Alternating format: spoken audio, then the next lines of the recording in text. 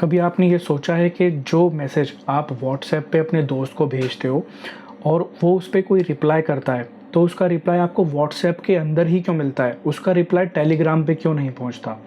मेरी बात आपको बहुत इलॉजिकल लगेगी इस टाइम पे, लेकिन यही जो है फंक्शनैलिटी OSI मॉडल ने इम्प्लीमेंट करी है। अगर आप इन सब चीज़ों को सोचो तो आप OSI मॉडल को बहुत अच्छे से समझ पाओगे। एक और एग्जांपल लेते हैं कि आपके घर में बहुत सारे लोग हैं और आप एक वाईफाई आपने कनेक्शन ले रखा है, आप उस वाईफाई से कनेक्ट करते हो, सब लोग उस वाईफाई को यूज़ करते हो। तो देखा जाए तो आपका इंटरनेट का सोर्स वाईफाई का एक ही है, ठीक है। आप सभी लोग एक ही वाईफाई के सोर्स को, एक ही इंटरनेट के सोर्स को यूज़ कर रहे हो। तो फॉर एग्जांपल आप गूगल पे सर्च करते हो अपने फ़ोन के अंदर कि शो तिरंगा इमेजेस, तो आप तिरंगे की इमेजेस सर्च करते हो, तो आपने रिक्वेस्ट करा गूगल को कि मुझे तिरंगे की इमेज दिखाओ। आपने एक रिक्वेस्ट भेजी गूगल के सर्वर पे, अगर टेक्निकली बोलें तो उसके रिस्पॉन्स में वो आपको तिरंगे की इमेजेस दिखाएगा। तो वो इमेजेस आपके घर वालों के फ़ोन पे क्यों नहीं जा रही, आप ही के फ़ोन पे कैसे जा रही है, आपके मम्मी के फ़ोन पे क्यों नहीं शो हो रही। उसका रीज़न यही है कि जो आपका OSI मॉडल है उसकी जो लेयर्स हैं, उसकी फंक्शनैलिटीज़ को इम्प्लीमेंट किया गया है इन सब एप्लीकेशंस को डेवलप करने के अंदर, इस नेटवर्क को बनाने के अंदर, इसीलिए ये चीज़ पॉसिबल हो पाती है, ठीक है। तो ये सुनने में बात बड़ी अटपटी लगेगी क्योंकि ये बात ही मैंने ऐसे कही है, लेकिन ये पॉसिबल ही इस वजह से हैं सारी चीज़ें, ठीक है। तो अगर आप इस तरीके से सोचोगे तो आप OSI मॉडल को बहुत ईजीली समझ पाओगे। तो मैं ये सोचता था कि अगर मेरे टाइम पे जब मैं स्टूडेंट था मुझे किसी ने इस तरीके से बातें समझाई होती, OSI मॉडल समझाया होता, तो मुझे बहुत अच्छे से समझ में आ गया होता, मेरा बहुत टाइम बच जाता। तो इन्हीं सब एग्जाम्पल्स को मैं लेता चलूँगा और आपको ये जो सामने आप OSI मॉडल की जो इमेज देख रहे हैं इसको मैं समझाऊँगा। इसको देख के आप हो सकता है थोड़ा सा भी घबरा जाएं कि इतनी सारी चीज़ें, पर घबराने वाली कोई बात नहीं। बहुत ही सिंपल तरीके से मैं आपको इसकी 7 लेयर के बारे में बताता चला जाऊंगा। तो मैंने आपको ओवरव्यू तो हल्का सा दिया कि OSI मॉडल की क्यों ज़रूरत पड़ी और किस तरीके से एप्लीकेशंस काम कर रही हैं। जो आपका कम्युनिकेशन प्रॉपरली हो पा रहा है कि व्हाट्सएप पे किसी को मैसेज किया तो उसका रिप्लाई व्हाट्सएप पे ही किस तरीके से आ पा रहा है, ये सारी फंक्शनैलिटीज़ हमारे OSI मॉडल ने हमको दी हैं। तो जो हमारा OSI मॉडल है ये एक रेफरेंस मॉडल है, ठीक है। इसका मतलब ये है कि इसके रेफरेंस को लेके TCP/IP वगैरह का डेवलपमेंट किया गया। तो TCP/IP के ऊपर इंटरनेट चलता है, OSI के ऊपर नहीं चलता। OSI के ऊपर बेस्ड है TCP/IP मॉडल, कंफ्यूज मत होना। तो जो आप अगर BTech कर रहे हो, MTech कर रहे हो या करोगे, या BCA, MCA, BSc computer science, MSc computer science, उसके अंदर अगर आपका कंप्यूटर नेटवर्क का सब्जेक्ट आता है, जो कि आएगा ही क्योंकि ये सारे टेक्निकल सब्जेक्ट्स हैं, सारे कंप्यूटर साइंस से रिलेटेड हैं, तो उसके अंदर आपको OSI मॉडल कंप्यूटर नेटवर्क्स के अंदर बिल्कुल मिलेगा। और 99.99% चांस है कि कंप्यूटर नेटवर्क्स के एग्ज़ाम के अंदर OSI मॉडल को पूछा जाता है। तो आप इस वीडियो को एंड तक देखोगे तो आपको OSI मॉडल बहुत अच्छे से समझ में आ पाएगा और आप बहुत अच्छे मार्क्स उसके अंदर स्कोर कर पाएंगे। तो अब मैंने आपको सारा ओवरव्यू दे दिया है कि OSI मॉडल क्या होता है और क्या क्या इसके हिसाब किताब है सारा। अब हम जो है इसकी लेयर्स के बारे में पढ़ते हैं ताकि हम अच्छे से इसको अटेम्प्ट कर पाएँ एग्ज़ाम में और इसकी हम फंक्शनैलिटी को समझ पाएँ। तो मैंने अपने पॉइंटर्स को नोटपैड पे नोट डाउन कर लिया है जो मुझे एक्सप्लेन करने हैं हर लेयर के अंदर, और वो मैं टाइम टू टाइम देखता रहूँगा रेफरेंस के लिए ताकि मैं आपको बता पाऊँ। तो सबसे पहले जो हमारी लेयर आती है, एक्चुअली लेयर पे आने से पहले हम ज़रा देखते हैं कि OSI मॉडल बनाया क्यों गया, इसका ओरिजिन क्यों हुआ। तो देखो, जो अब तो आज की डेट में हम ये सारी एप्लीकेशंस यूज़ कर ही रहे हैं जो OSI वगैरह पे बेस्ड हैं, लेकिन पहले के टाइम में जब OSI मॉडल एग्जिस्ट नहीं करता था तो होता क्या था। फॉर एग्ज़ाम्पल, कोई भी कंप्यूटर मैन्युफैक्चरर है जैसे कि IBM है, इसके तरीके से और भी बहुत सारे कंप्यूटर जो है मैन्युफैक्चरर्स होते थे, सिस्टम्स मैन्युफैक्चरर होते थे। तो इसमें दिक्कत क्या होती थी कि ये जो है अपना फ्रेमवर्क बना लेते थे हार्डवेयर का। तो मैं एक और एग्जांपल लेता हूँ, HP है मान लो। तो अगर IBM ने अपना कोई सिस्टम बनाया, ठीक है, हार्डवेयर कंप्यूटर बनाया, तो वो सिर्फ IBM के हार्डवेयर तक ही कम्युनिकेट कर पाता था। यानी कि अगर उनके बीच में हमने नेटवर्क बनाया किसी तरीके का तो वो IBM टू IBM ही रिस्ट्रिक्ट रहता था, क्योंकि उनके अंडरलाइन जो हार्डवेयर होते थे उनका ही कन्फिगरेशन कुछ ऐसा होता था। तो अब ये सोचा गया कि अगर हमें बहुत ज़्यादा वाइडली चीज़ों को कनेक्ट करना है, इंटरनेट बनाना है कि वो अच्छी तरीके से काम कर पाए और अलग अलग मशीन हों, उससे हमें फ़र्क ना पड़े, हम उन कम्युनिकेट कर पाएँ अलग अलग मशीन से, आपस में नेटवर्क्स बन पाएँ।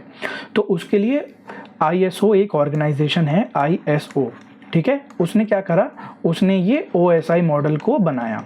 ठीक है। ISO ऑर्गेनाइजेशन है जिसके फुल फॉर्म होती है इंटरनेशनल ऑर्गेनाइजेशन फॉर स्टैंडर्डाइजेशन, ऐसी करके कुछ है, आप प्रॉपर उसको गूगल कर लेना।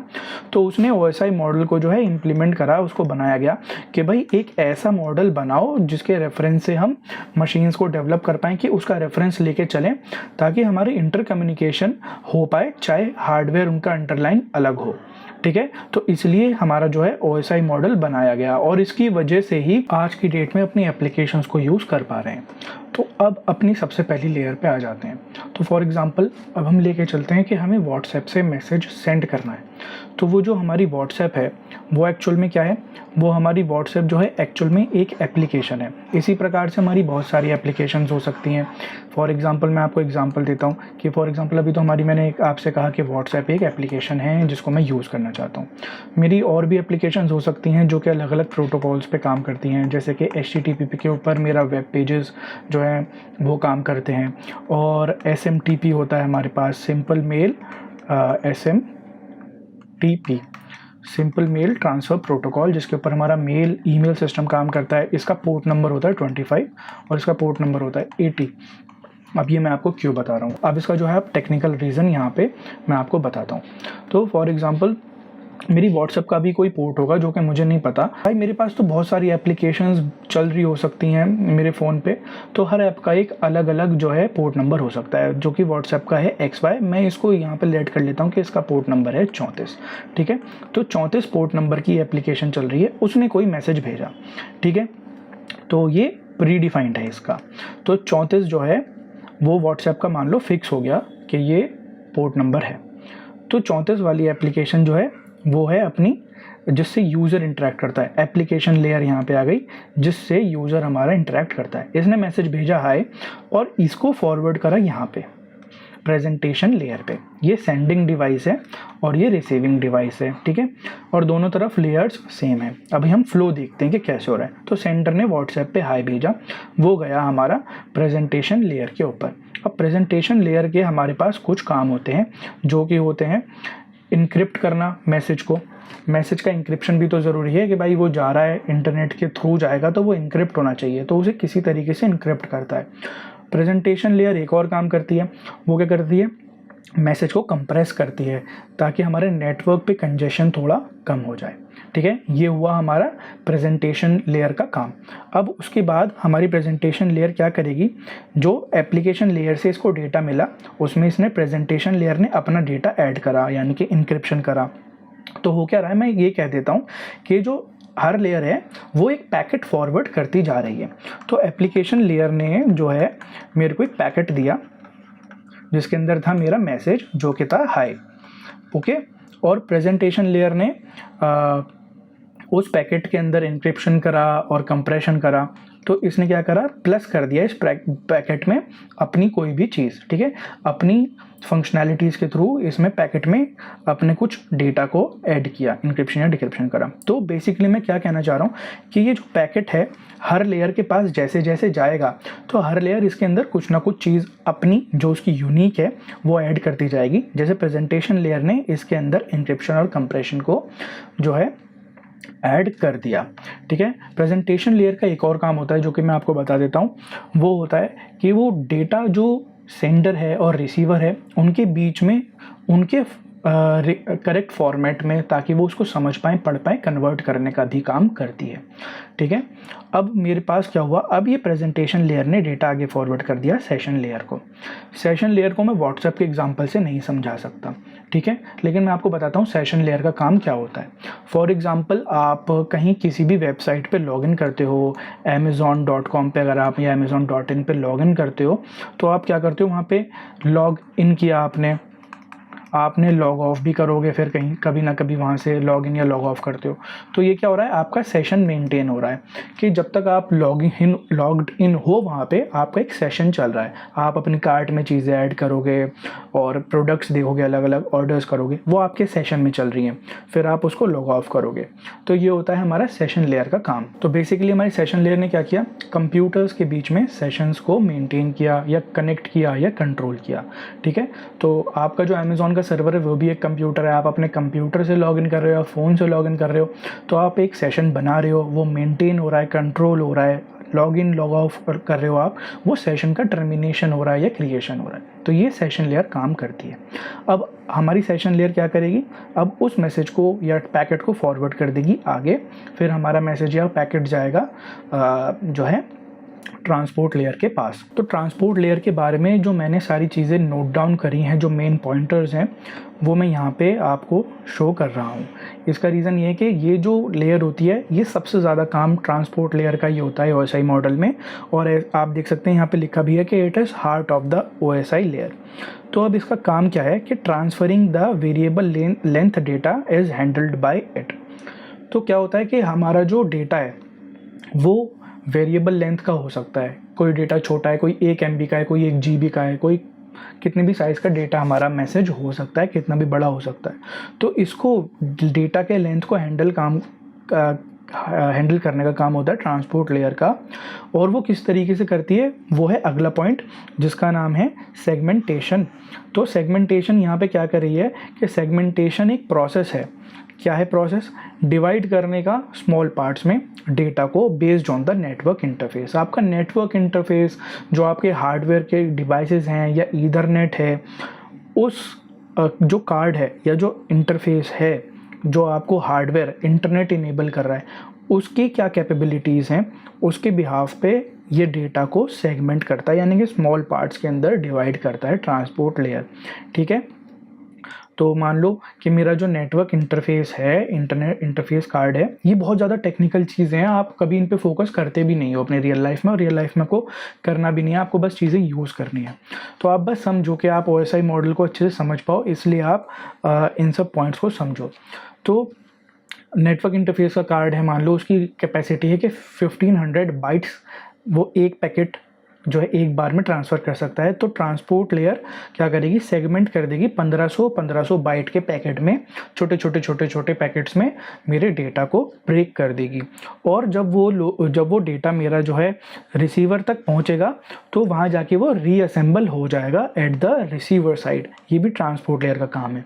तो ट्रांसपोर्ट लेयर मैं आपको बताऊंगा कि कैसे वहाँ पे रीअसेंबल होगा जब हम आगे अपने रिसीवर साइड पे पहुँचेंगे। तो ठीक है, अभी हम सेंडर साइड देख रहे हैं कि एप्लीकेशन लेयर के थ्रू कैसे कैसे मैसेज नीचे आ रहा है, किस तरीके से वो सेंडर तक पहुँचेगा और सेंडर उस मैसेज को कंज्यूम करेगा। फिर flow control, error control between sender and receiver. Flow control क्या होता है कि मान लो मेरे इंटरनेट की स्पीड तो बहुत अच्छी है, पर मेरे दोस्त की जो इंटरनेट की स्पीड है वो इतनी अच्छी नहीं है। ठीक है, या आप इंटरनेट से कोई फाइल डाउनलोड कर रहे हो, तो आपको पता है कि मेरे पास बहुत अच्छा इंटरनेट कनेक्शन है, वाईफाई है और 100 Mbps की स्पीड जो है फिक्स्ड आती है, लेकिन फिर भी फाइल बहुत स्लो डाउनलोड हो रही है। और आप कोई और किसी साइट पर जाके कोई और फाइल डाउनलोड करते हो तो बहुत तेज़ डाउनलोड हो रही है। उसका रीज़न ये होता है कि फ्लो कंट्रोल मैकेनिज़्म होता है वहाँ पे, कि आप जो सर्वर जहाँ से आप फाइल डाउनलोड कर रहे हो सकता है उस पर बहुत ज़्यादा लोड हो, बहुत सारे लोग वहाँ से फाइल डाउनलोड कर रहे हो, तो ऑब्वियसली उसकी स्पीड कम हो जाएगी। तो ट्रांसपोर्ट लेयर ने क्या किया कि आप उसी स्पीड से रिसीव कर पा रहे हो जिस स्पीड से वो सेंड कर पा रहा है। ठीक है, तो ये हुआ फ्लो कंट्रोल। ओके, तो इसको बोलते हैं फ्लो कंट्रोल के बैंडविड्थ के अकॉर्डिंग डेटा के जो ट्रांसमिशन रेट्स है उसको कंट्रोल करना, ये काम हुआ ट्रांसपोर्ट लेयर का। फिर है हमारे पास error control. Error control between sender and receiver, कि फाइल्स जो हैं हमारे पैकेट्स लॉस तो नहीं हो रहे। ओके, ये सारी चीज़ें। और ये कैसे करता है, acknowledgement of data packets to retransmit the failed ones. अब ये क्या हुआ यहाँ पे एक्चुअल में, कि आपने डेटा पैकेट्स भेजे लेकिन वो रास्ते में कहीं खो गए और या कोई सर्वर डाउन हो गया, तो वो रिसीवर तक नहीं पहुंच पाए, किसी भी वजह से वो रिसीवर तक मेरा कोई पैकेट नहीं पहुंचा, तो मेरी ट्रांसपोर्ट लेयर उसको रीट्रांसमिट करेगी उस पर्टिकुलर पैकेट को। और इसे कैसे पता चलेगा कि वो पैकेट फेल हो गया, वो इसको ऐसे पता चलेगा कि जब ये रिसीवर तक कोई चीज़ भेजती है तो रिसीवर एक मैसेज भेजता है रिटर्न में, जिस मैसेज को बोलते हैं एक्नॉलेजमेंट। अगर उस पर्टिकुलर पैकेट का इसको एक्नॉलेजमेंट नहीं मिला तो ट्रांसपोर्ट लेयर ये मानती है कि सेंडर से रिसीवर तक वो पैकेट नहीं पहुंचा और उसको रीट्रांसमिट करती है। ये हुआ आपका ट्रांसपोर्ट लेयर का काम। अब हमारी ट्रांसपोर्ट लेयर ने अपना काम कर दिया। अब हमारा जो है डेटा गया नेटवर्क लेयर पे। अब नेटवर्क लेयर पे जाने के लिए भाई इसमें क्या होगा, एक बार नेटवर्क लेयर के हम पॉइंटर्स को देखते हैं कि चूजेस द पाथ और the routes in the networks to deliver the message. ये कैसे होता है भाई, आपकी नेटवर्क लेयर ये कह रही है, नेटवर्क से आप मानो बहुत सारे नेटवर्क्स हैं आपके पास, ठीक है। मेरा डेटा जो है कहीं जाना है, मान लो अमेरिका में मेरा कोई दोस्त बैठा है, मैं उसको भेज रहा हूँ, तो वो बीच में जितने भी सर्वर्स हैं उन तक होके जाएगा। तो अब नेटवर्क लेयर का काम क्या है कि वो अपने हिसाब से भाई कोई राउट चूज़ कर ले कि मैं इस सर्वर से होके उस बंदे तक पहुंचूंगी या पहुंचूंगा, जो भी मेरा मैसेज है, ठीक है। वो हमारा नेटवर्क लेयर का काम होता है डिसाइड करना। Various routing algorithms are implemented, कि बहुत सारे राउटिंग एल्गोरिथम्स का हमारे पास जो है एक कलेक्शन है, और वो हमारे नेटवर्क प्रोवाइडर पे डिपेंडेंट है या एप्लीकेशन पे डिपेंडेंट है, जिसकी हमें टेंशन लेने की ज़रूरत नहीं है।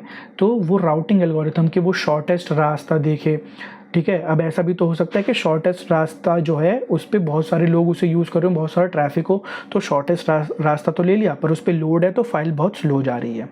अब एक और चीज़ हो सकती है कि उसने ऐसा रास्ता देखा जिस पे लोड नहीं है, लेकिन वो बहुत दूर से कहीं होके जा रहा है, वो अमेरिका के सर्वर्स, अमेरिका मैसेज जाना है, वो अफ्रीका के सर्वर्स से होके जा रहा है, तो उसमें ऑब्वियसली लेटेंसी आ जाएगी थोड़ी सी, वैसे ही थोड़ा देर से उस पर पहुँचेगा क्योंकि बड़ा लंबा रास्ता उसने ले लिया।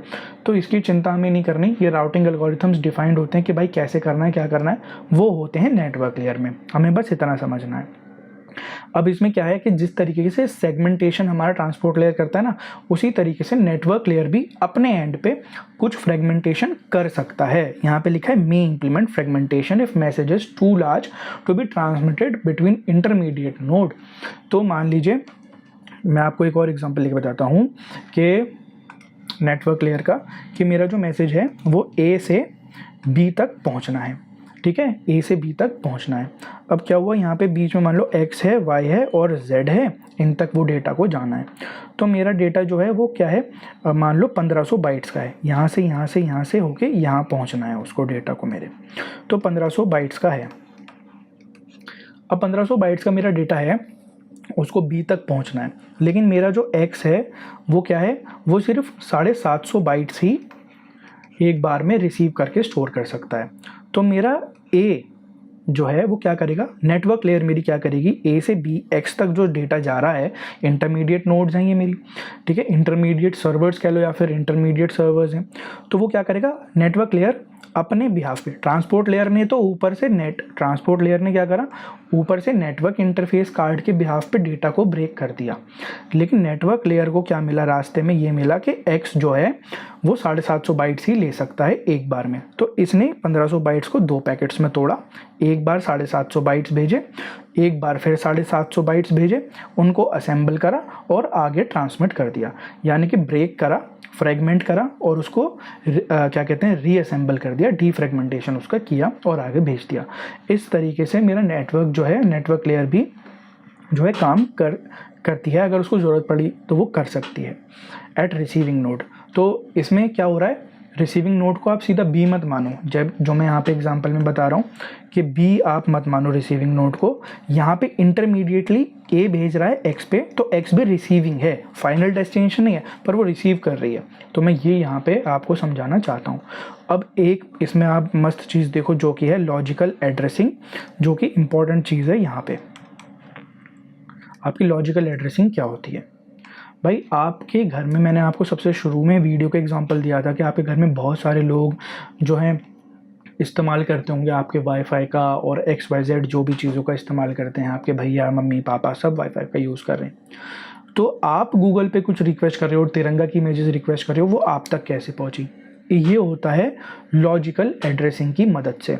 तो आपकी नेटवर्क लेयर क्या करती है कि मान लीजिए आपका जो, मैं एक और पेज ऐड करता हूँ, आपका मान लीजिए ये है राउटर, जिसको मैं बोलता हूँ राउटर, और इससे आप बहुत सारे लोगों के मोबाइल फ़ोन्स जो हैं कनेक्टेड हैं, ये आपके हुए मोबाइल फ़ोन्स। तो गूगल का यहाँ पे सर्वर है, ये किसका सर्वर है, गूगल का। आपने, ये आप हो ए, ठीक है, आपने कुछ रिक्वेस्ट करा, वो आपके राउटर तक पहुँचा, आपका राउटर ही तो आपको इंटरनेट प्रोवाइड कर रहा है, अगर आप यहाँ पे देखो तो वो आपके राउटर तक पहुँचा और वो गूगल के सर्वर तक पहुंचा। तो गूगल के सर्वर ने क्या करा, तिरंगा की, आपने जो है तिरंगा की इमेजेस का रिक्वेस्ट किया, उसने तिरंगे की इमेज आपको रिप्लाई करी। अब राउटर को कैसे पता लगेगा कि ये मैं किस जगह भेजूँ, ये आपकी मम्मी के या आपके पापा के फ़ोन पे भेजूँ, ठीक है। तो इसमें क्या हुआ कि राउटर का एक आईपी एड्रेस है, मान लो 192.168.0.2, ये मान लीजिए फिक्शनल आईपी एड्रेस है आपके राउटर का। तो गूगल को आपके राउटर का एड्रेस पता चला। अब आपका राउटर क्या करेगा, आपका राउटर यहाँ पे आपका एक लोकल आईपी एड्रेस होगा 192.0.0.1, इनका होगा 192.0.0.2, ठीक है। और इनका भी एक मान लीजिए 3 एक लोकल एड्रेस, वो आपके लोकल आईपी एड्रेस हैं, ठीक है, आपके नेटवर्क के। आपका जो अपना राउटर से ये जो इतना घर का नेटवर्क बना हुआ है, ये इनके लोकल आईपी एड्रेस हैं। तो आपका राउटर आपके लोकल एड्रेस पे इसको फॉरवर्ड कर देगा कि मुझे इस आईपी एड्रेस ने गूगल के सर्वर पे तिरंगा सर्च करा था, मुझे रिज़ल्ट आ गया उसका, और मैं इसी आईपी एड्रेस को इसका रिज़ल्ट जो है फॉरवर्ड कर रहा हूँ। ये आपका राउटर काम करता है। नेटवर्क लेयर इसको इम्प्लीमेंट करती है और इसको बोलते हैं लॉजिकल एड्रेसिंग, ठीक है। इसको क्या बोलते हैं, लॉजिकल एड्रेसिंग। नाउ अब हम देखते हैं कि हमारी जो है डेटा लिंक लेयर क्या क्या काम करती है। और यहाँ पे पहले अपने इस पे आ जाते हैं। तो नेटवर्क लेयर से हम गए डेटा लिंक लेयर पे, तो हमारी आ गई यहाँ पे data link layer. Data link layer का फटाफट काम करते हैं, देखते हैं, क्योंकि हमारी वीडियो बहुत लंबी जा रही है। Provides node to node transfer that is link between two directly connected nodes. तो आपके जो भी सर्वर मैंने आपको बताया था नेटवर्क में जा रहे हैं, ए से एक्स पे गया, वाई पे गया और बी उसका फाइनल डेस्टिनेशन है। तो ये जो नोड हुई बीच में ए एक्स वाई बी, इनके बीच में जो है ट्रांसफ़र का काम डेटा लिंक लेयर करती है, ठीक है। जो डायरेक्टली कनेक्टेड हैं एक दूसरे से, ए बी से डायरेक्टली तो कनेक्टेड है नहीं, वो एक्स वाई जेड जिनके भी थ्रू के जा रहा है, उनके बीच में डेटा ट्रांसफ़र का जो काम है वो डेटा लिंक लेयर कर रही है। फिर है detects and may possibly correct error in physical layer. तो फिज़िकल लेयर के अंदर जो है ये एरर्स को डिटेक्ट कर सकती है और उनको फिक्स कर सकती है। ये काम करना जो है डेटा लिंक लेयर भी कर सकती है। फ्लो कंट्रोल हम अपनी ट्रांसपोर्ट लेयर में भी इम्प्लीमेंट कर रहे थे और वो यहाँ पे भी इम्प्लीमेंट हो रहा है। अब आप एक बार ये देखो कि डेटा लिंक लेयर जो है किस तरीके से फिज़िकल लेयर के अंदर एरर करेक्शन का काम करती है। वो मॉनिटर कर रही है फिज़िकल लेयर को। तो फिज़िकल लेयर मान लीजिए वहाँ पे कोई पैकेट लॉस हो गया या नहीं गया, या कोई 0 बिट भेजनी थी और इसने 1 बिट भेज दी फिज़िकल लेयर ने, तो डेटा लिंक लेयर उसको मॉनिटर कर रही है और उसको वो जो है रीट्रांसमिट भी कर सकती है कि आपने गलत बिट भेजी, ना आपको करेक्ट बिट जो है वो ये भेजनी है। फ्लो कंट्रोलर काम ट्रांसपोर्ट लेयर करता है और जो है डेटा लिंक लेयर भी कर सकता है अपने एंड पे। Defines the protocol to establish and terminate a connection between two physically connected devices. तो फिजिकली जो कनेक्टेड डिवाइस हैं, मैंने बताया नोड टू नोड जो ट्रांसफ़र हो रहा है, उनके बीच में प्रोटोकॉल यानी रूल्स, सेट ऑफ रूल्स, उनके बीच में कनेक्शन को इस्टेब्लिश करना और टर्मिनेट करने का काम डेटा लिंक लेयर करती है। और defines the protocol for flow control between them. अगर डेटा लिंक लेयर से फ्लो कंट्रोल हमारा इस तरीके से इम्प्लीमेंट किया इंजीनियर्स ने कि वो डेटा लिंक लेयर भी फ्लो कंट्रोल करे, तो उसके प्रोटोकॉल्स यानी रूल्स वो भी डिफाइन होंगे डेटा लिंक लेयर के अंदर। ओके, अब आपकी आ जाती है फिजिकल लेयर। अब हमारा जो है टॉपिक ऑलमोस्ट ख़त्म होने वाला है। अगर आप यहाँ तक पहुँचे, मैक्सिमम 5 to 7 मिनट्स आपके और लगेंगे। तो यहाँ पे आपकी फिजिकल लेयर जो है आ गई। आपकी फिजिकल लेयर पे डेटा लिंक लेयर ने अपना जो है डेटा भेज दिया। अब फिजिकल लेयर का काम क्या है, फिजिकल लेयर तक मेरा डेटा पहुँचा। फिजिकल लेयर मेरी होती है जिसके अंदर हमारे सारे होते हैं हार्डवेयर डिवाइसेस, जो भी हम इम्प्लीमेंट करें, कि हम फाइबर ऑप्टिक के थ्रू कनेक्शन है डिवाइसेस के बीच में, या वायरलेस कनेक्शन है, मोबाइल का रेडियो कनेक्शन है। ओके, आप मोबाइल डेटा यूज़ कर रहे हो तो वायरलेस तो आप यूज़ नहीं कर, फाइबर ऑप्टिक तो आप यूज़ नहीं कर रहे, आप वायरलेस यूज़ कर रहे हो, वो सब डिफाइन होता है फिजिकल लेयर में। तो क्या कह रहा है, responsible for transmission and reception of unstructured raw data between device such as NIC and ethernet. तो मेरा डेटा किस फॉर्म में होता है, जो अगली मेरी पॉइंट कह रहा है, वो कह रहा है कि मेरा डेटा डिजिटल फॉर्म में होता है। ऑब्वियसली कंप्यूटर 0-1 की फॉर्म में डेटा को ट्रांसमिट करता है, तो उसको इलेक्ट्रिकल में कन्वर्ट करना है। अगर कॉपर कनेक्शन है, मेरा कॉपर वायर कनेक्शन है, ट्विस्टेड पेयर है, तो इलेक्ट्रिकल सिग्नल्स वोल्टेज की फॉर्म में जाएगा। अगर रेडियो सिग्नल्स की फॉर्म में करना है, इलेक्ट्रोमैग्नेटिक वेव की फॉर्म में करना है अगर मोबाइल डेटा है तो। और अगर मैं फाइबर ऑप्टिक का यूज़ कर रहा हूँ तो ऑप्टिकल सिग्नल्स में उसको कन्वर्ट करेगा। ये काम होता है हमारा फिजिकल लेयर का। फिर ये डिफाइन करता है characteristics such as voltage level. Voltage के क्या लेवल रखूँ मैं 0 बिट रिप्रेजेंट करने के लिए। 1 बिट बाइनरी में डेटा जाएगा हमारा फिजिकल लेयर से, तो 0 के लिए कितनी वोल्टेज रखी जाए, 1 वोल्ट, 5 वोल्ट, 10 वोल्ट, जो हम जिस पे फोकस कभी नहीं करते ना करना होता, बस हमें OSI की वजह से ये पढ़ना पड़ रहा है। तो ये सारी चीज़ें फिजिकल लेयर के अंदर डिफाइन होती हैं। आपसे कोई नहीं पूछेगा कि कितनी वोल्ट रखनी होती है, क्या नहीं, फिजिकल लेयर में क्या क्या आता है हमें OSI में बस इतना समझना है और ये सब आता है। Physical data rates, maximum data rates कितने हो सकते हैं या मैक्सिमम ट्रांसमिशन डेटा रेट कितना होगा, ये हमारा फिजिकल लेयर डिफाइन करती है। अगर आपका फाइबर ऑप्टिक है तो आपका ऑब्वियसली लाइट बहुत दूर तक ट्रेवल कर सकती है, तो आपका ट्रांसमिशन का डिस्टेंस ज़्यादा होगा, लेकिन वोल्टेज धीरे धीरे ड्रॉप होती जाएगी। तो आप कोएक्सियल यूज़ कर रहे हो तो आपका ट्रांसमिशन का डिस्टेंस थोड़ा कम होगा। ठीक है, ये सारी चीज़ें हम फिजिकल लेयर में डिफाइन करते हैं। ट्रांसमिशन मोड भी होता है हमारे पास, और simplex, half duplex, full duplex, इस पर बहुत सारी नेट पे वीडियोस बन जाएंगी, और जब मैं कंप्यूटर नेटवर्क्स का पूरा सब्जेक्ट कवर करूँगा उसके अंदर भी मैं फिजिकल लेयर आपको समझाऊँगा। तो फिजिकल लेयर कह रहा हूँ, सॉरी, सिंप्लेक्स ट्रांसमिशन मोड आपको मैं simplex, half duplex, full duplex सब वहाँ पे समझाऊँगा। फिर स्पेसिफाई करती है कि हाउ एनकोडिंग अकर्स और physical signal such as electrical signal और लाइट पल्स।